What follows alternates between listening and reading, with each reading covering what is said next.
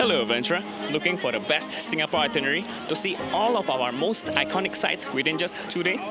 This video is for you. I'm Tommy, your local Singaporean, and in this ultimate video guide, I'll be sharing with you the most efficient route to help you see more of Singapore in your short visit.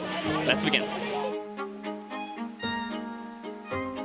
If you want to enjoy the most beautiful and the most peaceful morning in Singapore, come to the Merlion Park at 8:30 a.m. in the morning.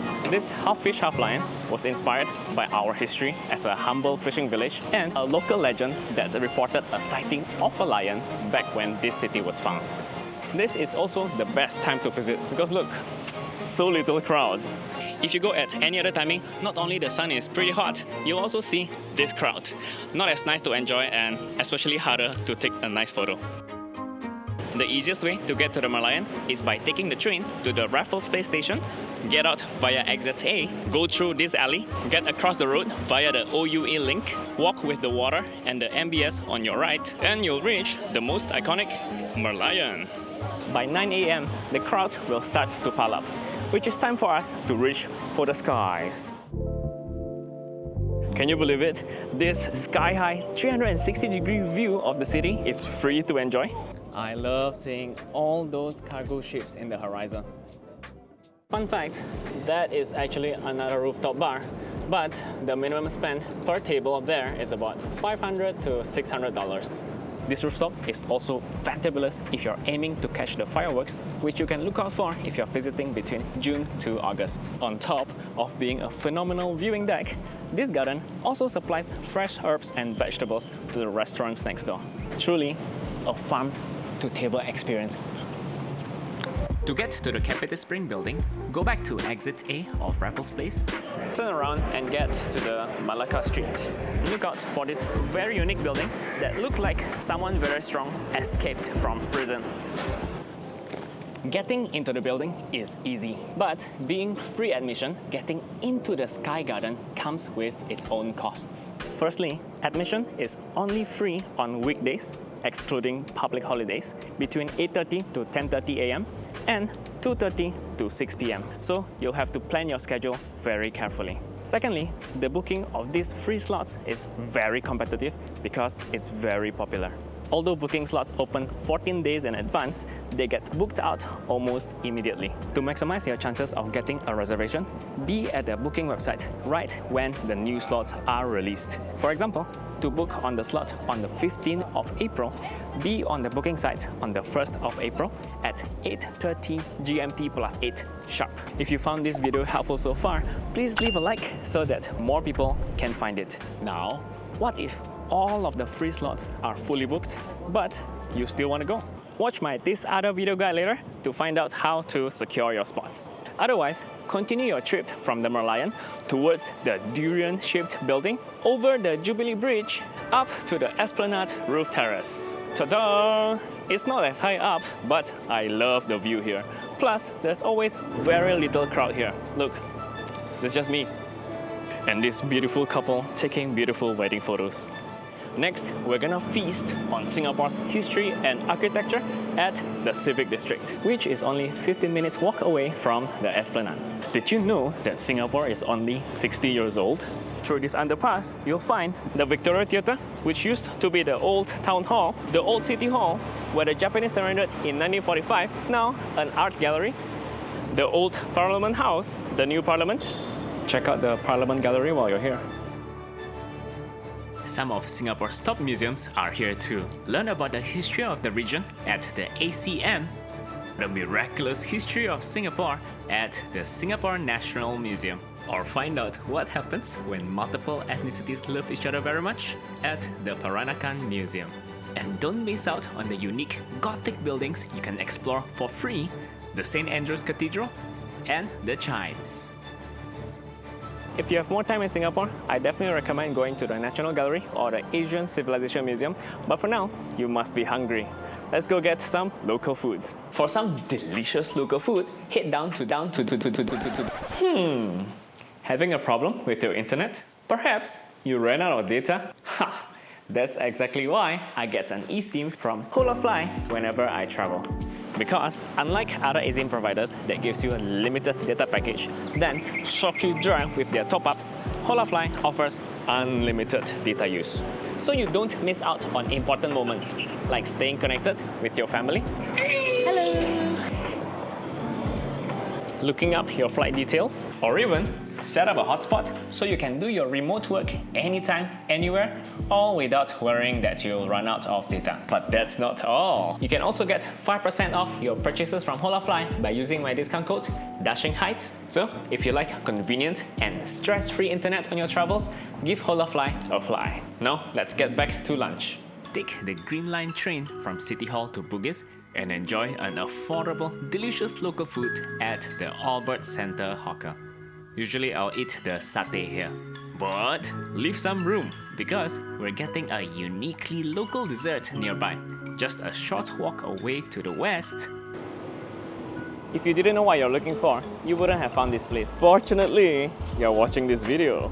Get up to the second floor and you'll find the Yat Kha. I purposely came here during off hour so it's not so crowded. But if you come here during lunch or dinner peak, there might be a long line. But no worries, they actually move really fast. They got lots of great options here. But I'll show you guys the Cheng Teng. The name actually is quite misleading because Cheng Teng in Hokkien means clear soup. But as you can see, this is anything but clear. Each portion comes with a medley of barley, longan, snow fungus. You can get it iced or warm, but I'm getting the iced one to help me cool down. Let's give it a taste. Unlike other desserts, this one is meant to be very light and refreshing. It's not too sweet, there's more herbal and fruity notes to it, and the white fungus gives a very unique crunchy texture to the flavor. Definitely one of my favorite traditional Chinese desserts.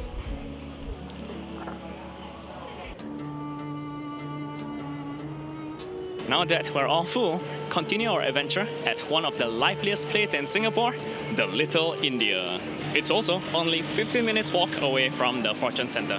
We'll start at the Indian Heritage Center to wait out the worst of the sun while learning all about the Indian community in Singapore. For an even richer cultural adventure, head down to the insanely colorful former house of Tan Teng Nia. This vibrant Chinese villa sits right at the heart of Little India. Truly one of the best examples of beautiful multicultural history of Singapore. Of course, there's also the food. We'll get to the food later. Visit the unique Sri Virama Kaliaman Hindu temple and spot many of the beautiful murals across the streets. However, cultural sites is only one of the many attractions in Little India. It's also home to a very budget-friendly department store that sells almost everything you can think of, the Mustafa Center. It's very easy to get lost in here. In fact, I think I am lost. One of the things I love to stock up while I'm here are cooking spices, because you can find so many varieties in just one aisle. Beware if you bring very large bags, they will zip tie your bag or require you to leave it here until you come back to retrieve it. My only complaint about Little India, the side streets are very narrow and not nice to walk because there's a lot of cars that try to get through, so you will hear a lot of honking. Not very peaceful and you always need to watch your back. For the full immersion into Indian culture in Singapore, eat your dinner at the Tekka Center. Here, you'll get to pick from many hawker stalls selling Indian Tamil cuisine. If you're too spoiled for choice, try their biryani or the butter chicken with naan. Now we're going to the most famous shopping street in Singapore, the Orchard Road. To get here, take the Purple Line train from Little India to Dhoby Ghaut, then transfer to the Red Line to take one stop to Somerset. Get out of the station via exit B to start your Orchard Road adventure. The first malls you'll set foot on will be the 313 at Somerset, Orchard Gateway and Orchard Central. You'll find many very trendy young people stuff here. My favorite place here is actually the Don Donki at Basement because I like to buy Japanese snacks. And they sell ready-to-eat meals at a very affordable rate for this location. But for a more unique Orchard Road experience, go to the level 3 of Orchard Gateway and visit the most beautiful library in town, Orchard Library. but oh man, they are actually closed for some event. No, good news, I just checked. The event is free to attend, you just have to book it in advance. There's a ton more shopping malls further down Orchard Road, and no worries, I'll be giving you all the highlights so you know which one to visit. Take note, we're walking along the Orchard Road against the flow of traffic. Our next stop is the Takashimaya Shopping Center, also known as the Ngee-Ann City. It's also a department store, so you'll find all sorts of things. But my favorite level here is the B2. Remember when I say I like Japanese snacks? Japanese bread.